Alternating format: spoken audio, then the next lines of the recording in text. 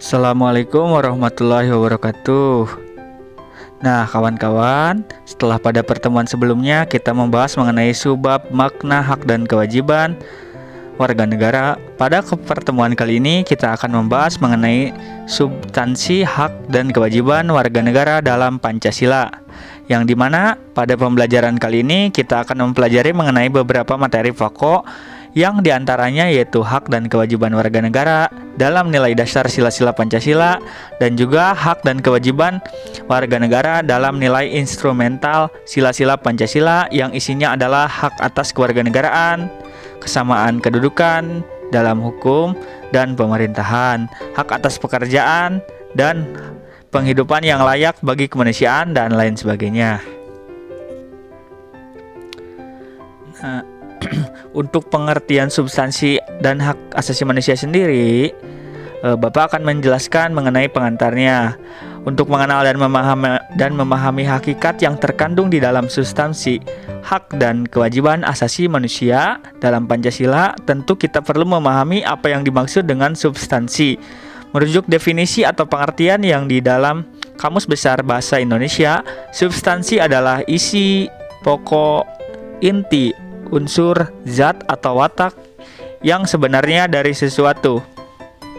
Sedangkan hak asasi manusia adalah seperangkat hak yang melekat pada hakikat dan keberadaan manusia sebagai makhluk Tuhan yang Maha Esa, dan merupakan anugerahnya yang wajib dihormati, dijunjung tinggi, dan dilindungi oleh negara, hukum, dan juga pemerintahan, dan setiap orang demi kehormatan serta perlindungan harkat dan martabat manusia.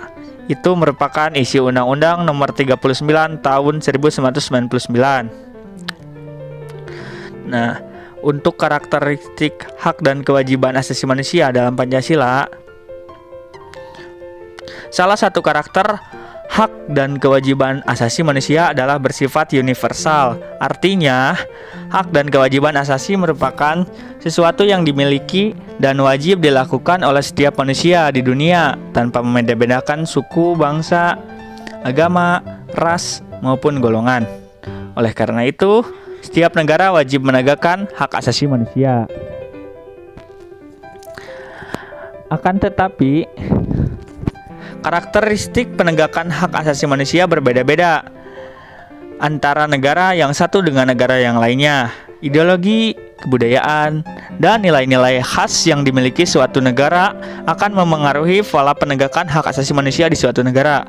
Contohnya, di Indonesia, dalam proses penegakan hak asasi manusia berlandaskan kepada ideologi negara, yaitu Pancasila, yang selalu mengedepankan keseimbangan antara hak dan kewajiban.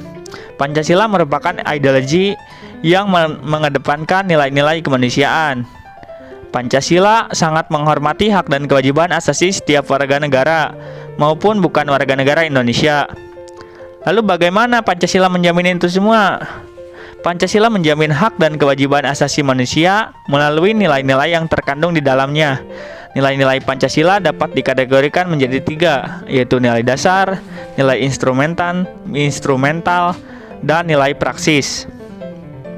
Ketiga kategori nilai Pancasila tersebut mengandung jaminan atas hak asasi manusia sebagaimana dipaparkan dalam beberapa materi yang akan disampaikan. Yang pertama ada substansi hak dan kewajiban asasi manusia dalam nilai Pancasila. Pancasila merupakan ideologi yang mengedepankan nilai-nilai kemanusiaan. Pancasila sangat menghormati hak dan kewajiban setiap warga negara. Bagaimana Pancasila mengatur hak dan kewajiban setiap warga negara?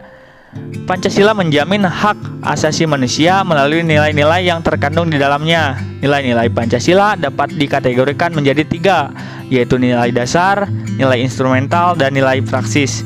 Ketiga nilai tersebut secara langsung maupun tidak langsung mengatur hak dan kewajiban warga negara.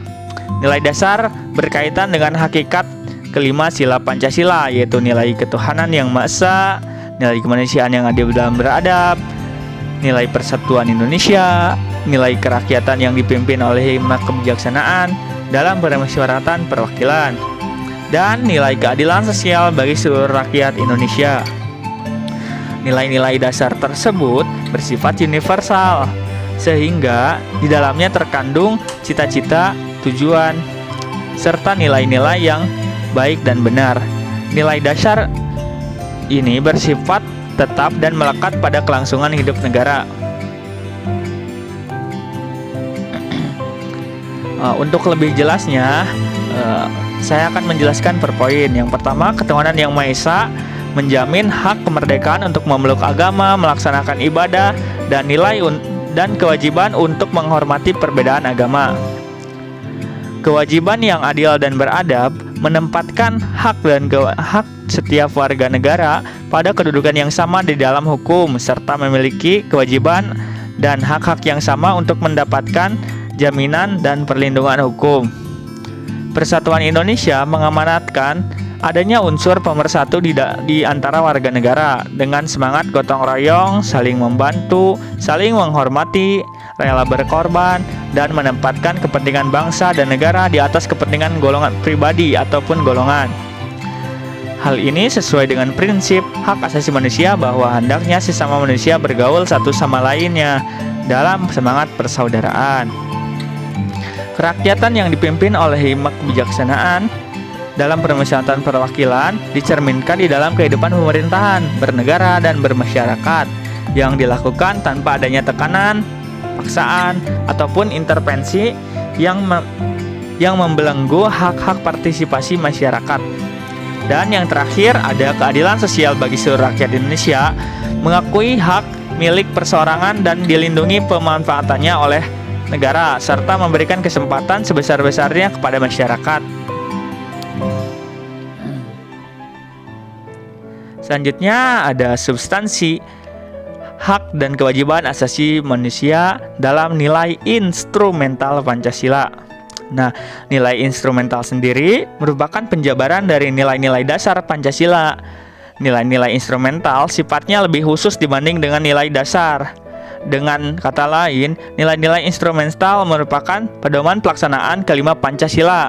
Perwujudan nilai-nilai instrumental umumnya berbentuk ketentuan-ketentuan konstitusional, mulai dari Undang-Undang Dasar Negara Republik Indonesia tahun 1945, peraturan ketetapan MPR, undang-undang, peraturan pemerintah, hingga peraturan daerah, baik daerah provinsi maupun peraturan daerah kabupaten atau kota.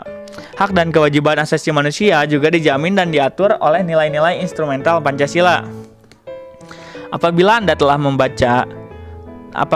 telah Undang-Undang Dasar 45, baik naskah sebelum maupun setelah perubahan, Anda dapat mudah menemukan ketentuan mengenai warga negara dengan segala hak yang melekat pada dirinya. Ketentuan tersebut dapat Anda identifikasikan mulai dari pasal 26 sampai pasal 34 Undang-Undang Dasar 1945. Dalam ketentuan tersebut diatur mengenai jenis hak dan kewajiban warga negara Indonesia. Nah, berikut ini merupakan uraian beberapa jenis hak dan kewajiban yang diatur di dalam Undang-Undang Dasar Negara Republik Indonesia tahun 45. Yang pertama ada hak atas kewarganegaraan.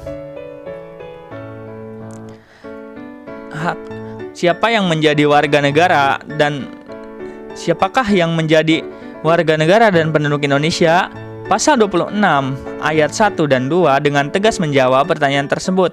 Berdasarkan ketentuan pasal tersebut, yang menjadi warga negara Indonesia ialah orang-orang bangsa Indonesia asli dan orang-orang bangsa lain yang disahkan dengan undang-undang sebagai warga negara. Adapun yang menjadi penduduk Indonesia ialah warga negara Indonesia dan orang asing yang bertempat tinggal di Indonesia. Pasal 26 merupakan jaminan dari hak setiap orang untuk mendapatkan status kewarganegaraannya yang tidak dapat dicabut secara semena-mena.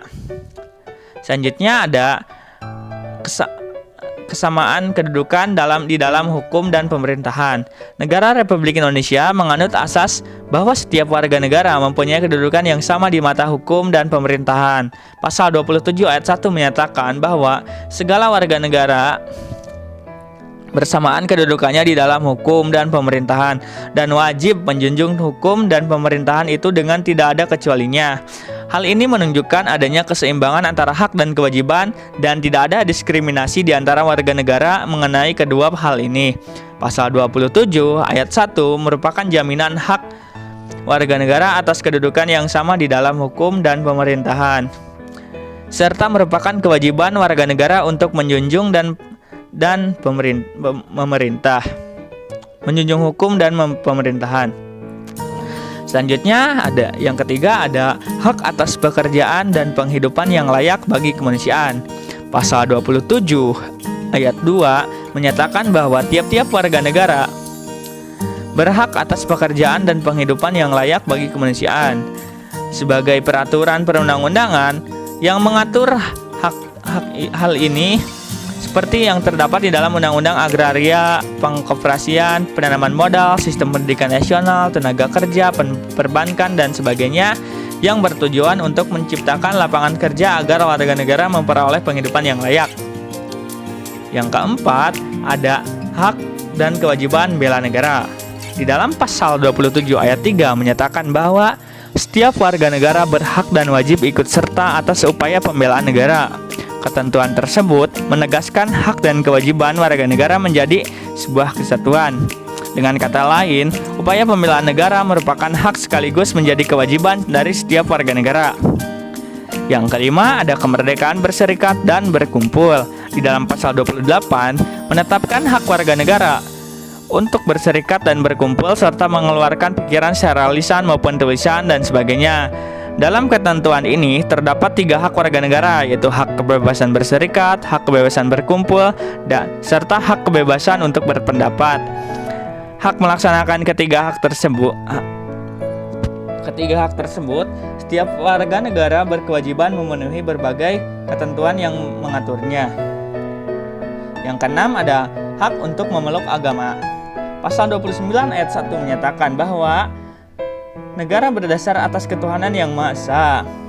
Ketentuan ayat ini menyatakan kepercayaan bangsa Indonesia terhadap Tuhan yang Maha Esa. Kemudian di dalam pasal 29 ayat 2 menyatakan negara menjamin kemerdekaan tiap-tiap penduduk untuk memeluk agamanya masing-masing dan untuk beribadat menurut agamanya dan kepercayaannya itu. Hal ini merupakan hak warga negara atas kebebasan beragama. Di dalam konteks berkehidupan berbangsa di Indonesia, kebebasan beragama ini tidak diartikan bebas dan tidak beragama, tetapi bebas untuk memeluk satu agama sesuai dengan keyakinan masing-masing, serta bukan pula menjadi bebas untuk mencampur adukan ajaran agama tertentu. Selanjutnya, ada pertahanan dan keamanan negara. Pertahanan dan keamanan negara di dalam Undang-Undang Negara Republik Indonesia tahun 45 dinyatakan dalam bentuk hak dan kewajiban yang dirumuskan di dalam pasal 30 ayat 1 dan 2. Ketentuan tersebut menyatakan hak dan kewajiban warga negara untuk ikut serta dalam usaha pertahanan dan keamanan negara. Selanjutnya ada poin H, ada hak mendapat pendidikan. Salah satu tujuan negara Republik Indonesia tercermin di dalam alinea keempat pembukaan Undang-Undang Dasar Negara Republik Indonesia tahun 45, yaitu pemerintahan negara Indonesia antara lain berkewajiban mencerdaskan kehidupan bangsa. Pasal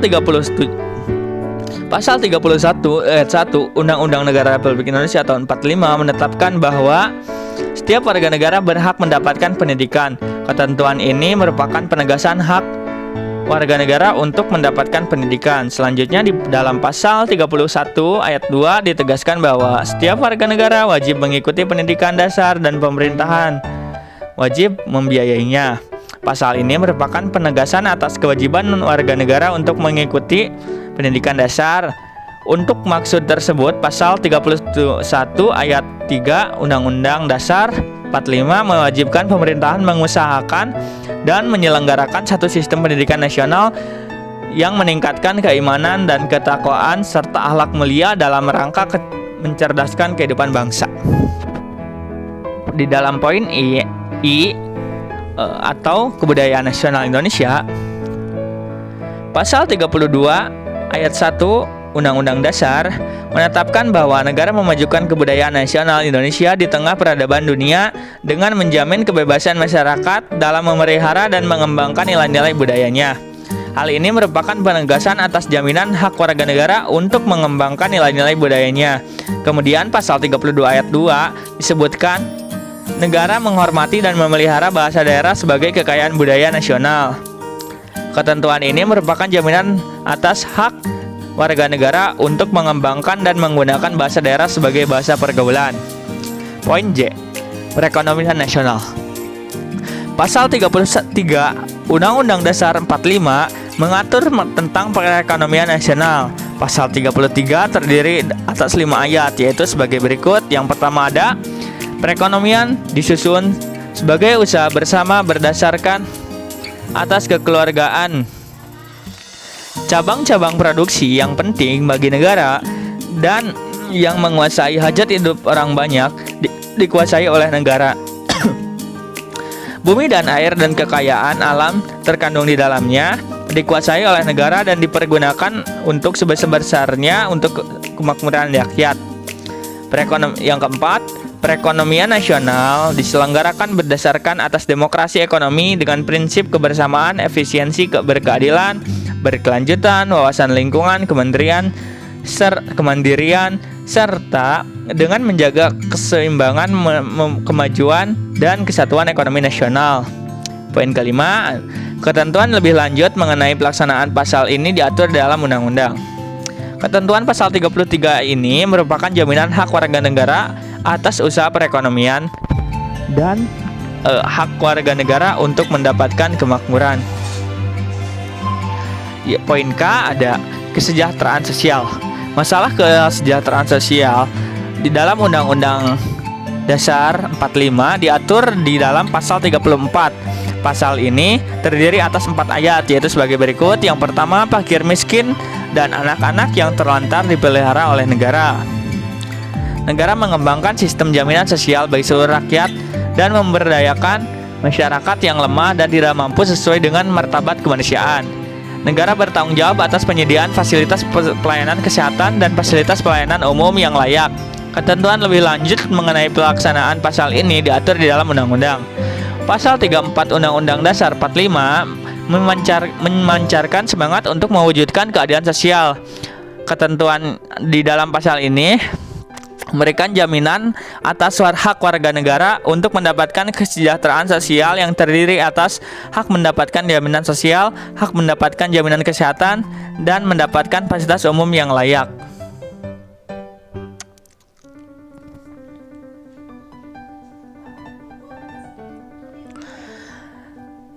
Selanjutnya ada substansi hak dan kewajiban asasi manusia dalam nilai praksis sila-sila Pancasila. Nilai praksis merupakan realisasi nilai-nilai instrumental suatu pengalaman dalam kehidupan sehari-hari. Nilai praksis Pancasila senantiasa berkembang dan selalu dapat dilakukan perubahan dan perbaikan sesuai dengan perkembangan zaman dan aspirasi masyarakat.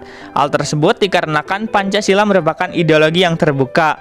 Hak asasi manusia dalam nilai praksis Pancasila dapat terwujud apabila nilai-nilai dasar instrumental Pancasila itu sendiri dapat dilaksanakan di dalam kehidupan sehari-hari oleh seluruh warga negara. Hal tersebut dapat diwujudkan apabila setiap warga menunjukkan sikap positif dalam kehidupan sehari-hari. Adapun sikap positif di antaranya sebagai berikut.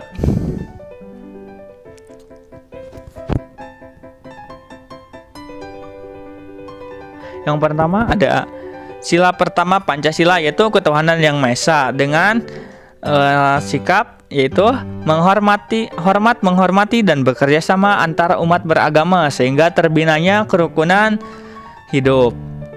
Yang kedua, saling menghormati kebebasan beribadah sesuai agama dan kepercayaannya. Yang ketiga, ada tidak memaksakan suatu agama dan kepercayaan kepada orang lain. Poin kedua, ada kemanusiaan yang adil dan beradab atau sila kedua. Itu mengakui persamaan derajat, hak dan kewajiban sesama manusia, saling mencintai sesama manusia, tenggang rasa kepada orang lain, tidak semena-mena kepada orang lain, menjunjung tinggi nilai-nilai kemanusiaan, berani membela kebenaran dan keadilan, hormat menghormati dan bekerja sama dengan bangsa lain. Selanjutnya ada sila ketiga, yaitu Persatuan Indonesia. Adalah menempatkan persatuan dan kesatuan, kepentingan dan keselamatan bangsa dan negara di atas kepentingan pribadi atau golongan. Rela berkorban untuk kepentingan bangsa dan negara, cinta tanah air dan bangsa, bangga menjadi bangsa Indonesia dan bertanah air Indonesia. Dan yang terakhir ada memajukan pergaulan demi persatuan dan kesatuan bangsa yang berbineka tunggal ika. Yang keempat ada sila keempat Pancasila, yaitu kerakyatan yang dipimpin oleh hikmat kebijaksanaan dalam permusyawaratan perwakilan. Yang pertama sikap-sikapnya adalah mengutamakan kepentingan negara dan masyarakat, tidak memaksakan kehendak kepada orang lain, mengutamakan musyawarah dan mengambil keputusan untuk kepentingan bersama, menerima dan melaksanakan setiap keputusan musyawarah, mempertanggungjawabkan setiap keputusan musyawarah secara moral kepada Tuhan Yang Maha Esa. Dan yang terakhir ada keadilan sosial bagi seluruh rakyat Indonesia atau sila kelima Pancasila, dengan sikap-sikap menjaga keseimbangan antara hak dan kewajiban, menghormati orang lain, suka memberi pertolongan kepada orang lain, menjauhi sikap pemerasan kepada orang lain, menjauhi sifat boros, gaya hidup mewah, rela bekerja keras, dan menghargai hasil karya orang lain. Demikian yang dapat saya sampaikan. Mohon maaf apabila ada kata yang kurang dimengerti. Semoga dapat membantu teman-teman untuk memahami materi mengenai pendidikan kewarganegaraan. Wabillahi taufiq wal hidayah. Wassalam.